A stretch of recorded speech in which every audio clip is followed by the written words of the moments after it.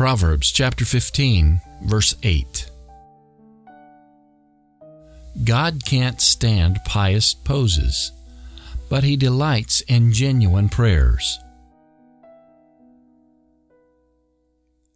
Father,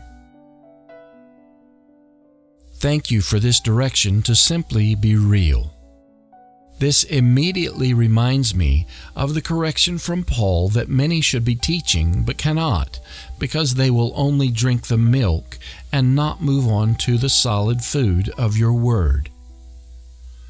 I have been guilty of this more than once in my lifetime, so there is no judgment or condemnation that I hold. As a minstrel in your house, however, I have seen and personally know that the pressure to perform is sometimes a much more formidable persuasion than I would like. From my own personal experience as a worship leader, I have been directed by leaders to make sure and sing something that the people like, put forward a positive, happy expression to be more engaging, and make sure that anyone that works with you has no issues that would taint the offering to you.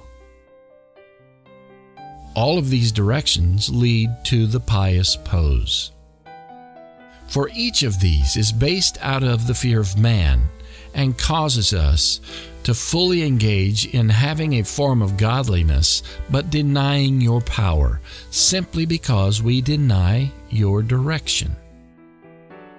A precious brother pointed out to me not long ago that there are many in the church that have begun worshiping the worship. This is true. Many people get trapped in only pursuing Your presence or getting that great feeling rather than balancing it with Your Word. It is amazing to me that Your Word points us to Your presence, and Your presence demands that we know Your Word. And the genuine prayers. Jesus gave such a great prayer to follow. The vast depth of this prayer is something You are lovingly revealing to me each time I study it out. And the Psalms are absolutely filled with prayers that are so real that many would not repeat them. I have found that there are many that think the negative areas where the psalmist is simply opening his heart to You, describing the feelings that in most cases turn to Your redemption and goodness, are things that will reflect the lack of faith and should not be spoken. The example, however, is not about speaking bad things into existence, but rather opening our hearts to You in genuine prayer. I remember when You wanted to open a wound in me that needed to be healed for many years, but I was unwilling to release it. When this wonderful, amazing process started, I became very angry at You because the pain of many years came rushing in and dominated my feelings.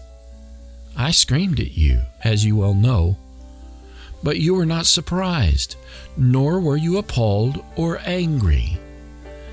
I suddenly was very aware that You were saying, "Yes, son, let that out, and I will fill it with healing that you have never known."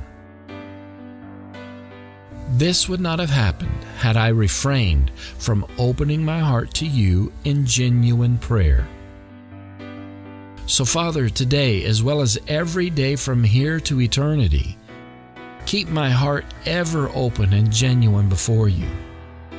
Even if this is found wrong in the eyes of the world or those that simply call themselves Christian, keep me open before You.